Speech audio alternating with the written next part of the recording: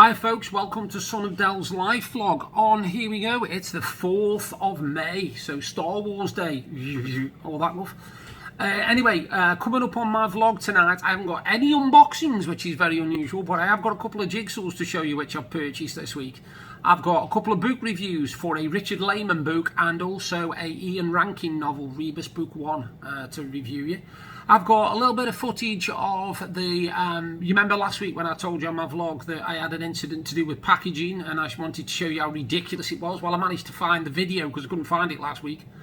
I've also got the Pet Bee, and a book review, sorry, I forgot to mention this one, another one called The Brethren, and that is basically a book by John Grisham, which I was very disappointed with.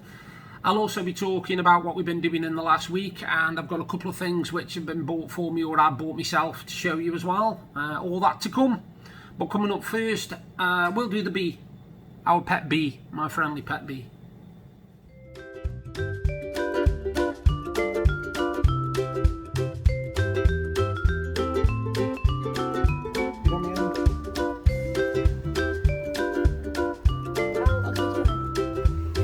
You got it. Tell me you got that. Yeah, it's pretty cool, isn't it? I can't believe it. We've got this bee that comes down literally, and I'll tell you the story behind it actually, before I go any further. What happened was, obviously, you know, my mum passed away in August 2020, and what happened last year was round about the July time, this bee started coming down. Now, bees, obviously, they fly around all over the place, but this bee didn't seem to want to go anywhere. It just seemed to want to hover and stay around either me and Deb or my next door neighbour Tony and Shell. Now, we thought nothing of it, we just thought it was cool, and we named it Bob. Very original, I know, Bobby, but we called it Bob. Anyway, we started joking every time we saw it. It was like, hey, up Bob's back, and he would literally fly across to them, then he'd come fly across to us, and he'd hover, and he'd go on the fence. Now, we had no flowers, so he wasn't there for the flowers. Anyway, thought nothing of it. Came up to like October last year, of course, then you put everything away, ready for, because you know it's going to be horrible weather.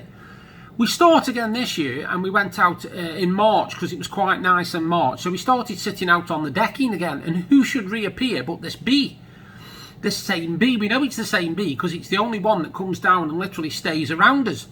So I thought to myself, is this bee anybody that we've known? You know, that's. I know it sounds ridiculous. If it does, don't worry, I'm not smoking anything, I promise. But it seemed a coincidence that my mum passed away in the August, and then the very next spring, this bee appeared, and it keeps coming back every year. Well, it's done it 2 years running now. So what I thought I would do was I would just sit there, and all I did was I just put my arm out like that because it was flying around.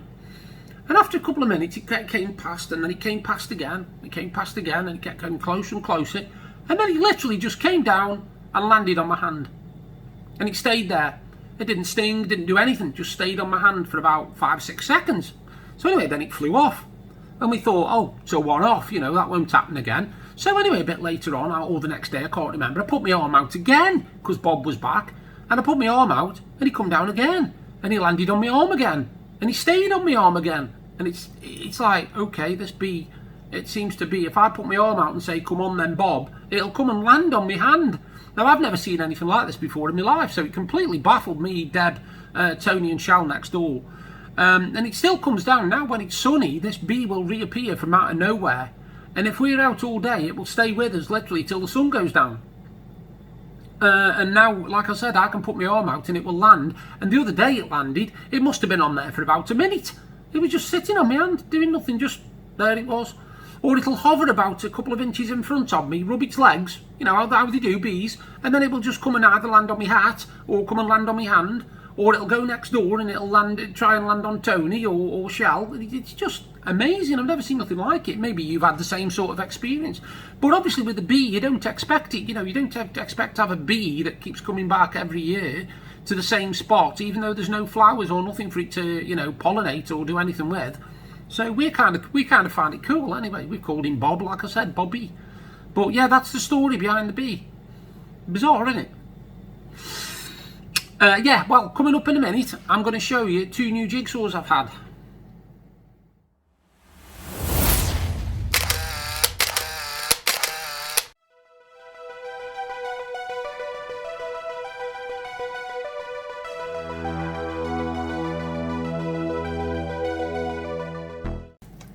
Right, the first Jigsaw I've had, and what it was a while ago, I had an email off Gibsons, a bit more info about Gibsons in a minute actually. I had an email off Gibsons, and what it was, they've got this Jigsaw out, and it was part of a collection called the Book Club Collection.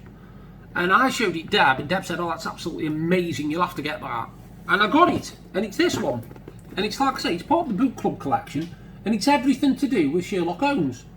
Well, obviously, if you know anything about Sherlock Holmes, you've got his address there, Baker Street there, you've got Elementary, My Dear Watson, which is what he's famous for saying, you've got the Deerstalker hat, you've got the Tower, Big Ben there, you've got his pipe, you've got his glasses, you've got his front door, 221B Baker Street. Anyway, when that one came out, I thought it was fantastic, and I thought, I wonder if they do any more in the collection. And lo and behold, about a week ago, they brought out another new one. And it's another book club one, and this time it's Jane Austen. As you can see, all the things to do with Jane Austen now, look. Everything you can possibly think of to do with Jane Austen. And like I said, they're part of the book club series. Now what I like about Gibsons Jigsaws is there's no plastic shrink wrap on the Jigsaws to start with. It's a smaller box, if you notice, than some of my larger big box Jigsaws. And also it's 100% recycled puzzle board. So you're doing a bit for the planet as well. Now, the reason I said I wanted to tell you a bit more about Gibsons is because, you remember last vlog, I told you that I cancelled my all Jigsaw puzzles and that Gibsons puzzles were on about doing a 1,000 piece Jigsaw subscription. Now, this is fantastic what they're doing. You get a 1,000-piece Jigsaw every month, and if you have a 12-month subscription, it's only £12.14 or something a month, or something like that, about £12, is it? £12.14, give or take, anyway. And what you get your 1,000-piece Jigsaw, free postage, but I've just found out that also every so often they'll throw in freebies. So sometimes you might get a signed Jigsaw or a signed print of one of the Jigsaws, and these are all included in your subscription. The other brilliant thing about it is you get these Jigsaw puzzles before they're even available for sale. So you will literally get a 1,000-piece Jigsaw puzzle that nobody else can get unless they've got the subscription until after you've got it, and then it might come for sale then. And I just thought, what a fantastic idea. Anyway, I got an email off them today to say that the subscription service was up and running. So I thought, well, in for a penny, in for a pound, I'll have a 12-month subscription. And they've already dispatched me Jigsaw, so it's on its way. So that'll be on my next vlog for me to show you. So I have joined, and there will be unboxings from now on every month, and it will be my Jigsaws. So that's something cool for you to see.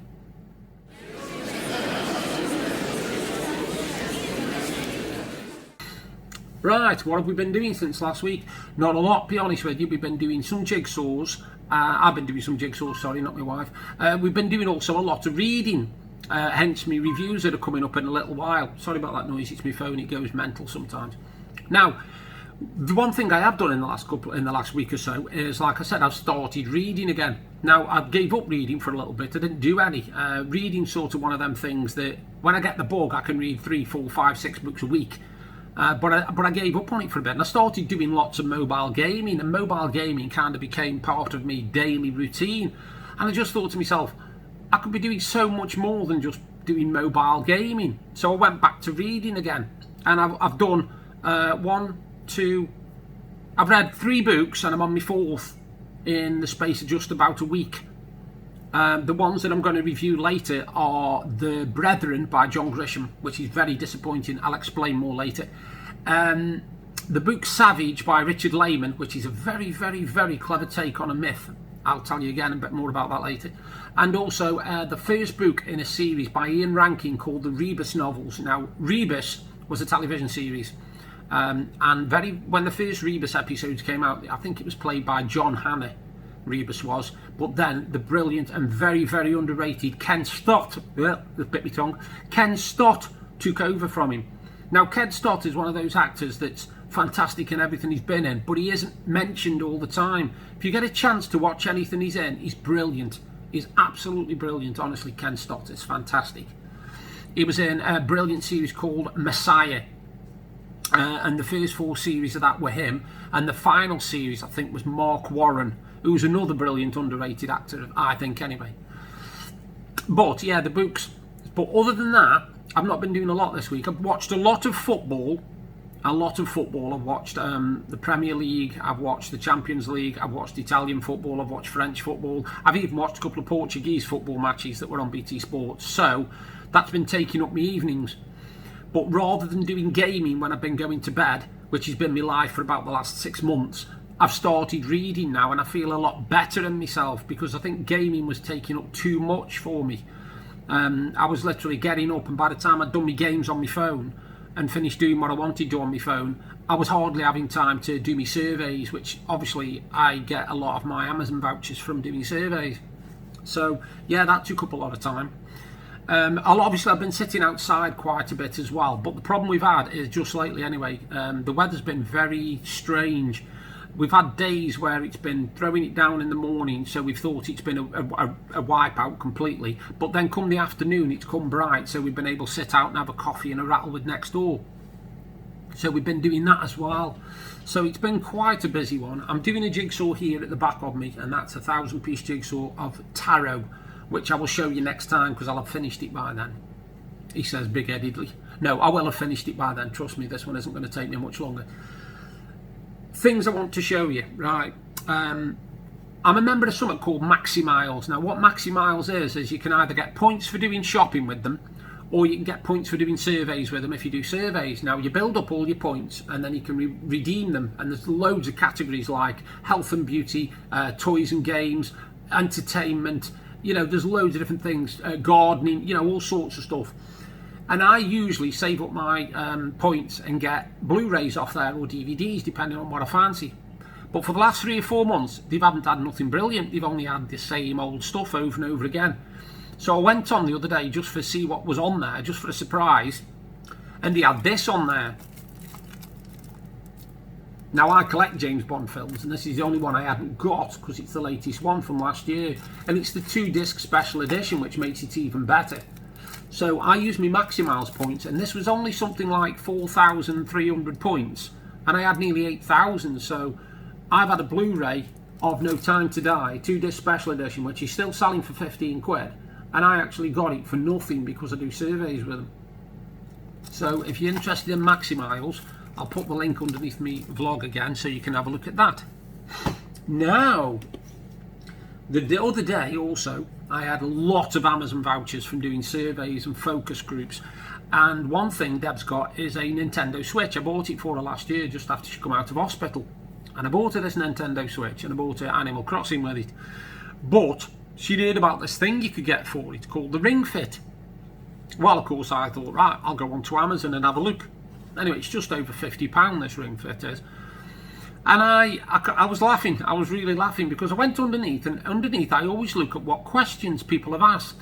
Now bear in mind, this is a Ring Fit, right, and it's for the Switch, Nintendo Switch. Now first question somebody asked was, can you use it with the original Game Boy? Well, you've got to be of an age to know what a bloody Game Boy is to start with. Well, there's no way this Ring Fit thing is going to work with a Game Boy, so that was a no-no. But somebody's put underneath the most bizarre question I've ever seen. They said, can you use it with a microwave? Well, I looked at Deb, and Deb looked at me, and I was looking at this question. I thought, have I read that right? Can this be used with a microwave? It is a Ring Fit, which goes with a console, and can it be used with a microwave? And this was a genuine question, and somebody put underneath, unless you're thinking of doing your dinner in it, no. And I was thinking, what a bizarre question. Anyway, we got this Ring Fit. It came, not yesterday, day before. Deb tried it out last night. Now, if you've ever had one, you know what I'm talking about here, but if you've not got one, and you've got a Switch, and you like doing a game but doing fitness at the same time, you have got to get this. It is absolutely out of this world. It basically is a band, a big circle, like a steering wheel really, and you attach your controller to the top part, slide it in, and you've got a leg one as well that you put on your leg, yeah, so you put the other part, your controller, in there. And what you basically do, you go onto this game, and it's got all these different fitness things you can do for help with your biceps, for help with your triceps, for help with your shoulders, your neck, your back, and they're all proper exercises that you can do. And you can set yourself like a little rotor thing so that you can do your fitness without going to the gym. Anyway, Deb tried it last night, and bless her, because she'd not done anything like that for a long time since she did the Walk for Life a couple of years ago. She was knackered after 10 minutes.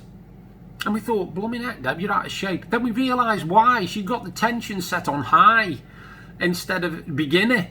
So every time there was one particular exercise where you had to push in and out and pull out as many times as you could on this ring. And of course, because she got the tension set high, you had to really push it to get it to register. So by the time she'd finished, she was absolutely shattered, and I was worn out watching it. But the beauty of it is, you can either do an adventure game where you incorporate it all into it, so it's a game. You can do just the fitness side of it, where you can just keep doing the fitness over and over again and build yourself up and all that. Or you can do a load of mini games on it as well, so you can like do jogging on it, and you're jogging along a road and stuff and through fields, and you have to jump and all that, and you've got all the leg thing on you. And I tell you what, it's so involving and amazing that it's well worth the money. As I said, it's just over £50. But that was Deb's treat, you see. I bought her that. But at the same time, she happened to notice this. Now, if you've watched any of me long time ago vlogs, you'll know I build Brickheadz figures. But I don't go out and buy every single one that comes out. But Deb saw this one and immediately thought of me. And as you can see, it's a 3-part Minions one.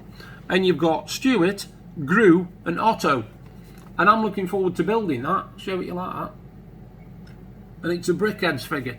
And Deb got me that, the full box of that. She bought it me because when I spent the money on these vouchers, even though technically they're my vouchers, Deb still got me to buy it, you know, so that I wouldn't spend it on her basically, because otherwise I would. I'm not that bothered. So yeah, so I've had that. I've had the Blu-ray and my 2 Jigsaws. So it's been a bit of a what's it week this week, where I've basically got all Amazon vouchers and decided I was going to spend them. Now today, my sister came down, my sister Paula came down with her husband Andy, and we had a good rattle and that, and a cup of coffee and all sorts of stuff like this. So again, a little bit more socialising. And next week I've got my sister coming up, but she's not coming up to see us. She's coming up because it's her husband's mother's Christmas and Mother's Day present that they're bringing up to Blackpool for a week for a holiday. So I won't get to see much of her there. But yeah, like I say, it's been a strange old week really. The football has been absolutely out of this world. I cannot believe that Liverpool are still winning. It's just incredible. I can't believe this team that I've supported since I was 5 years old, which is like nigh on 45 years, and they're playing some of the best football I've ever seen them play. I know that, you know, they will sink at some point, but they are just literally winning because they have won the Carling Cup already. They are in the final of the FA Cup against Chelsea. They are in the final of the Champions League against either Man City or Real Madrid. And they're only 1 point behind in the league. Now, I don't know whether you know, but last night they played Villarreal in the Champions League semi-final. And Liverpool were 2-0 up from the first leg. And to be honest with you, in the first leg, Villarreal were dire. They were dreadful. Liverpool walked all over them. Anyway, I knew for a fact that Villarreal would come out firing on all cylinders in this match. And they did. And by half time they were 2-0 up, so it was 2 each altogether. So it was a bit nervy. But in the second half we came out and we literally played them off the pitch. Their goalkeeper made some complete howlers. Honestly, trust me, he was our best player on the day. He made some absolute howlers. But we won 3-0 in that second half. So if you had them 3 with the 2 from the first leg, we got 5 goals and they only got 2. So we're through to the Champions League final. Now when you bear in mind, you say Villarreal, you might not think they are much, but they knocked out Bayern Munich on the way to playing us, and they also knocked out Juventus. So this is not a team to be messed with. This is a team that knows how to play football. Anyway, coming up, I've got the book reviews.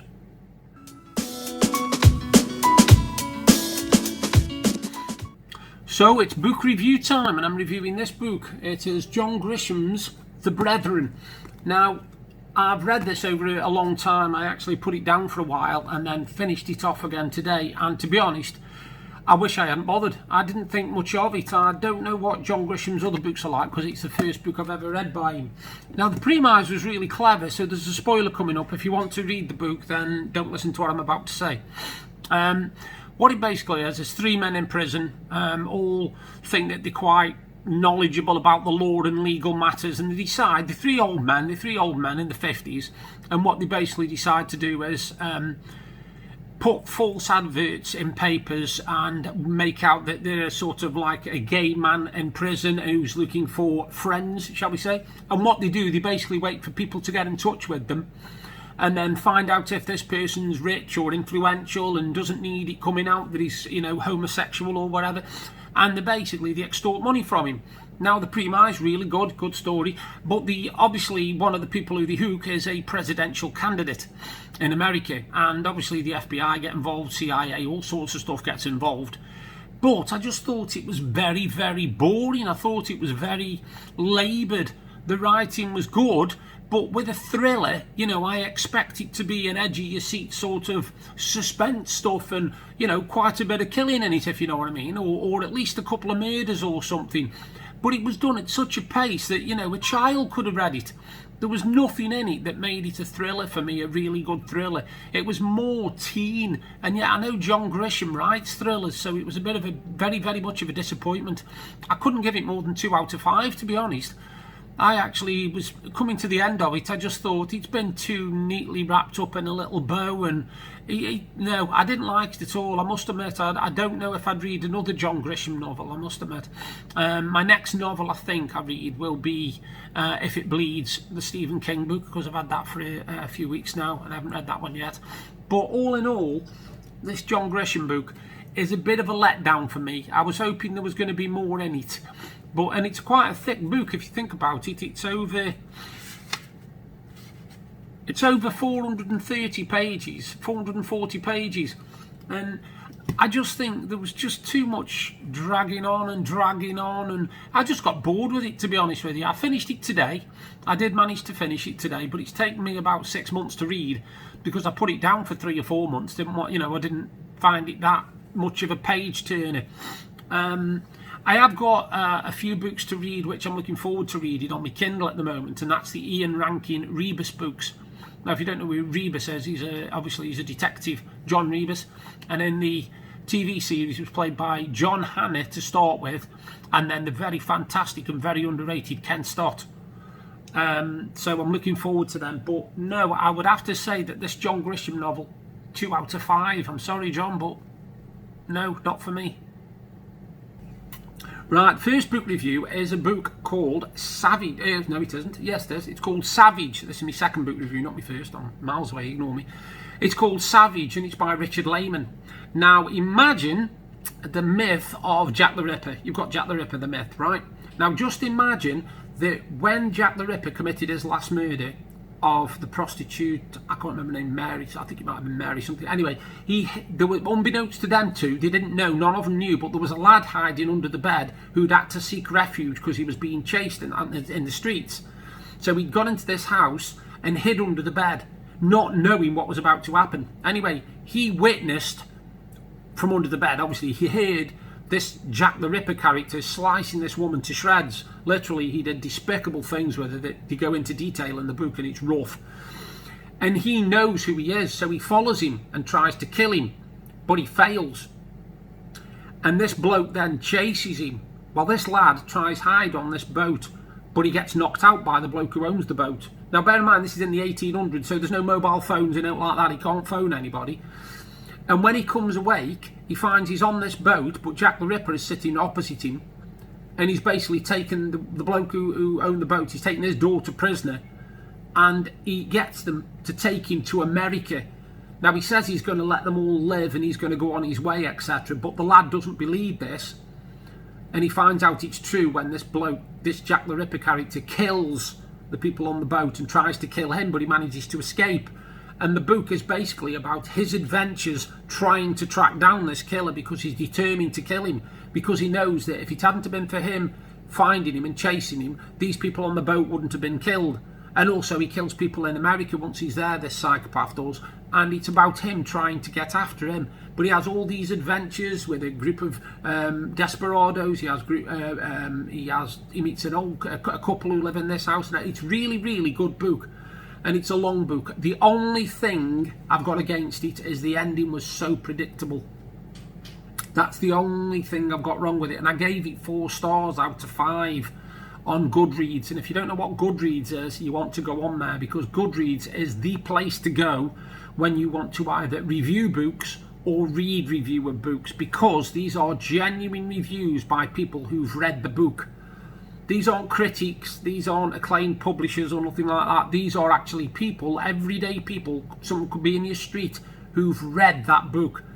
And you get an honest and frank review of the book. And I do that myself, because I am not going to give somebody a false impression of a book, make out that it's absolutely fantastic just so I look good, if the book's a load of crap.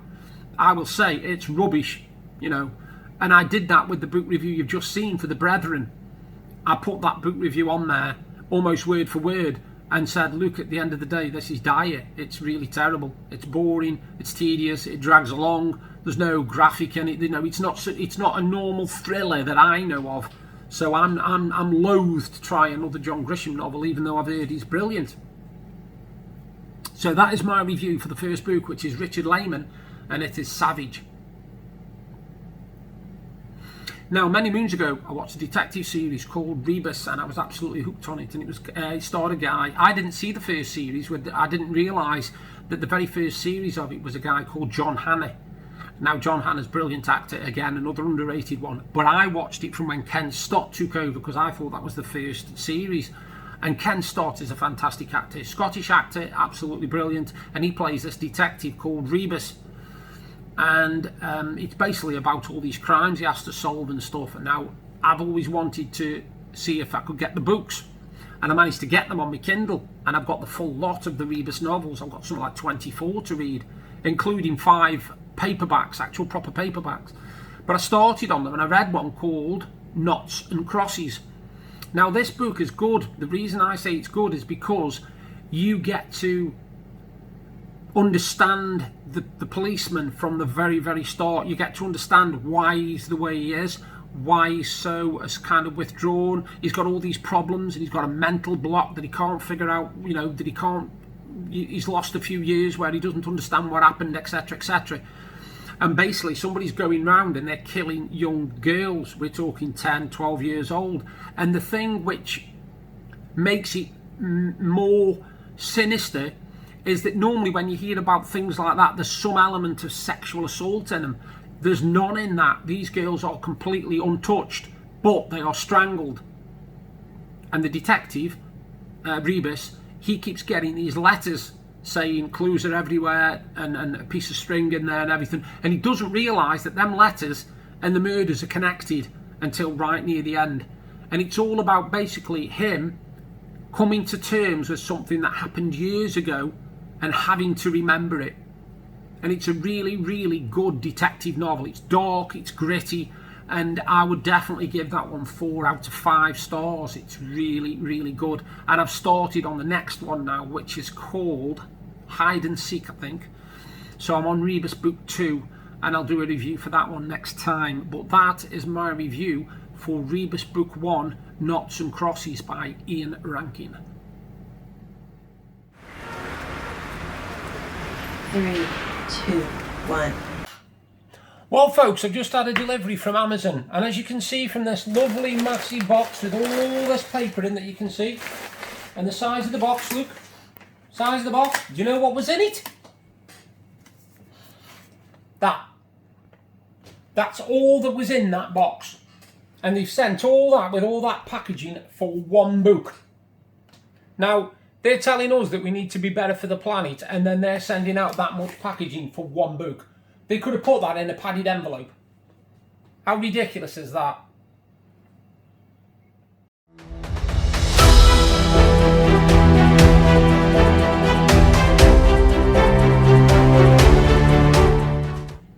So I want to finish today with my final word, and it's tolerance. And what I mean by tolerance is, why is it we won't accept other people's views and accept other people how they are? I grew up in a neighbourhood where basically nobody had anything, as in nobody had money, nobody was rich. You know, if somebody owned a car, fair enough, but it was never like a modern car, it was never one with like a modern number plate or nothing like that. And we all got on. You very, very rarely saw any trouble in our streets. I'm not saying there weren't any bad people in our streets, because there were a couple of bad people, but they never brought that trouble to our street. They never involved anybody in our street. And I grew up learning to be tolerant of all sorts. You know, I mean, bear in mind, I was picked on, I was bullied, I've been abused in my life, I've had everything thrown at me in my life, but I've learned to be tolerant. Now, when I say tolerant, I don't mean say forgive everybody for what they do, as in somebody comes up and sticks a knife in you, you don't say I forgive you before you bleed to death. I'm not on about that sort of tolerance. What I'm on about is we are too angry a nation. We won't see a point of view from somebody else's side. We are basically saying if somebody says something that you don't agree with, you're snapping your head off at them. You're ripping their head off. You're not giving them a chance to explain. There are too many people now who think that their view is the right view and nothing else matters. Now, I've learned to accept that that isn't always the case. If I've got an opinion on something and somebody sits and talks to me on the other side of that opinion, I will sit and listen. I might not agree with what they're saying, but I will sit and listen so that I can expand my mind and get a bigger picture of the whole thing. I suppose tolerance is also acceptance and understanding, because you can't always be right. I'm sorry, but nobody can say that everything that they do and everything that they say is right. You can't. And we, as people, do not seem to grasp this. We seem to think that all we have to do is basically say what's on our mind, and that's that. If somebody else has got another opinion, no, they don't know what they're talking about, blah, blah, blah. But they might know what they're talking about.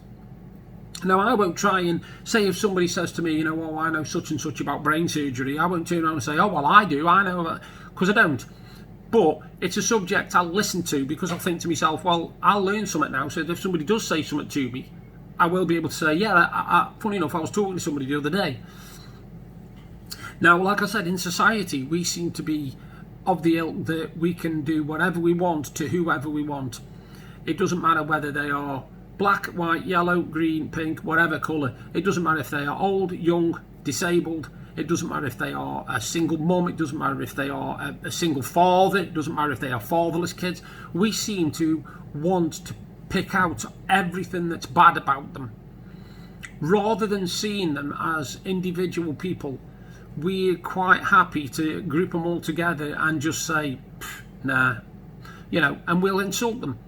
We will insult them and we'll put them down and we'll degrade them, because it makes us feel better as people. And like I said, I grew up in an estate where it didn't matter what colour you were, it didn't matter whether you were disabled or not, it didn't matter anything about you. You were just who you were. And I think as each generation's gone on, we don't do that now. Don't get me wrong, we'll have groups that will stand up and say, I don't believe that disabled people should be treated like that, I think it's disgusting. But they are speaking up for something that they don't really know anything about. And the perfect example of this happened a few weeks back. I was reading an interview with a brilliant actor called Peter Dinklage. And he'd stepped forward and he basically said, dwarves shouldn't play in Snow White and the Seven Dwarfs, etc., etc. We shouldn't be seen as just these little people who are just going to like have a pickaxe over his shoulders and do such and such. Now, he is a Hollywood actor, so he can afford to say that. He's got lots of roles coming in. He can afford to say that. Now, the very next day, there was a group of dwarves, small people. I don't know what you call them now. I don't know what's politically correct, but I call them dwarves. Obviously, dwarfism is actually a recognised condition, so I'll call them dwarves. Stood up and said, hang on a minute, before you start mouthing off, just remember that some of us rely on those roles for our livelihood.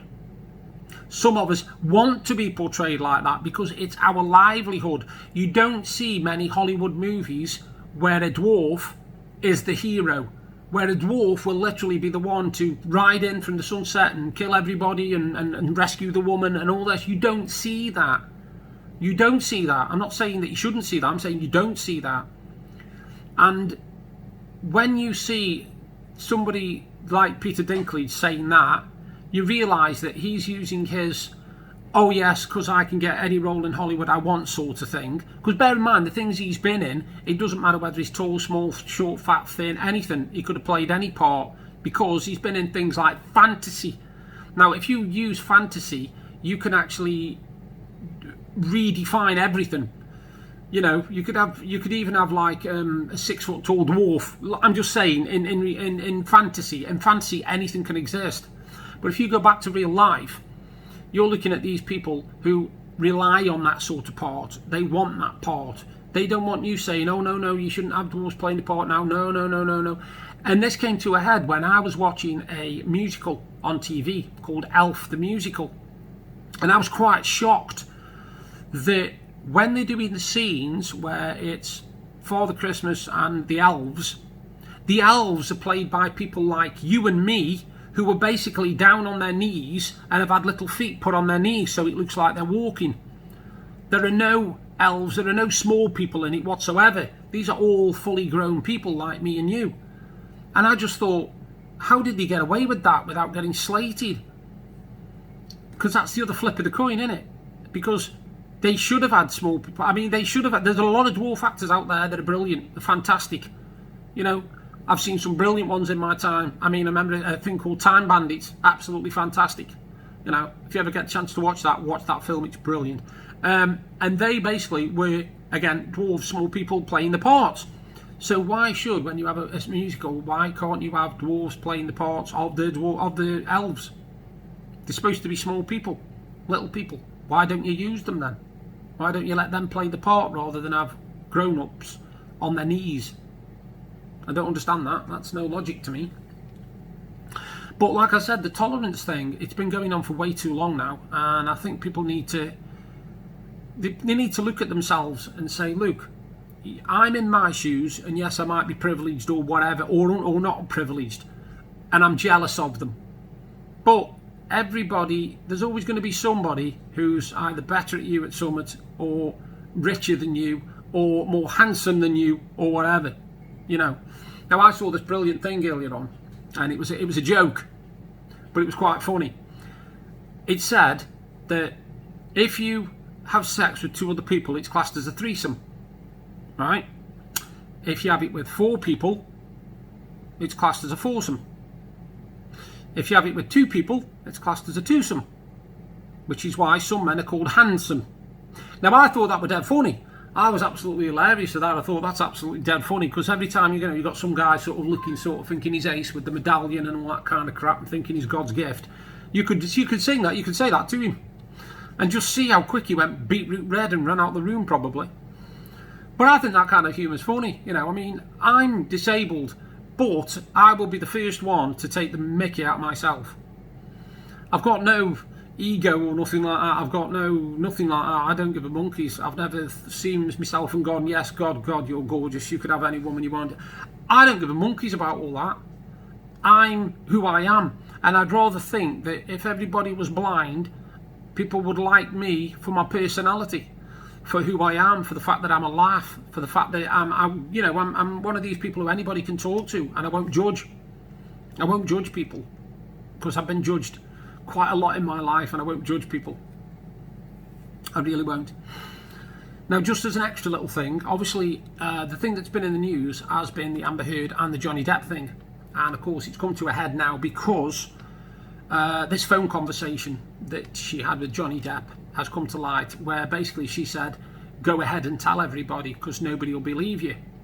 And I got to thinking, wow, that is my story all over, because years ago I was in a marriage and I was treated as the punch bag. I was the one who was physically abused. Yeah, I'm not ashamed to say it, because I know it happens and I'm not the only one.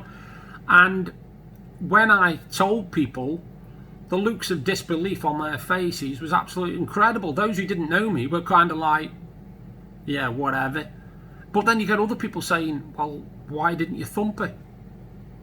I'm thinking, well, if I'd thumped her, then I would have been an abuser. So she'd have made me become something I didn't want to become. And the worst thing that they hate, abusers don't, when you do nothing. If you don't bite, they don't like it. You don't know how to handle it. They kind of look and they say, hang on a minute, I'm having a go at you here, I'm being nasty as hell, and you're just not doing anything. They want you to react. They want you to hit them, because then they'll turn around and say, look what he did to me, look at this bruise, that's where he thumped me. Don't do it. Don't give him the pleasure. Don't give him the, I don't know, the prize. Don't let him do it. If you've got any brains, just walk away. And the one thing is, of course, I know this, they mentally get to you as well, because they will say things like, you won't find anybody if you don't have me, and why would a woman look at you twice, and blah, blah, blah, and you get to believe it. You do get to believe it. I believed it for absolutely ages. But honestly, it's a load of crap. I'm living proof of that. 23 years ago, I was a lonely single man, and I'm now a 8-year happily married man. So trust me, it can work, and I don't wish her no ill will. I hope she's having a fantastic life. I hope life treats her absolutely brilliant, because if it wasn't for how she treated me, I wouldn't be how I am now. So in some ways she did me a favour. Strange to think, innit? Anyway, you all take care. I'll do a vlog soon. Thank you so much for watching. Vlog figures are doing good as well. Nearly 900 views last month for my vlog. You all take care. Bye.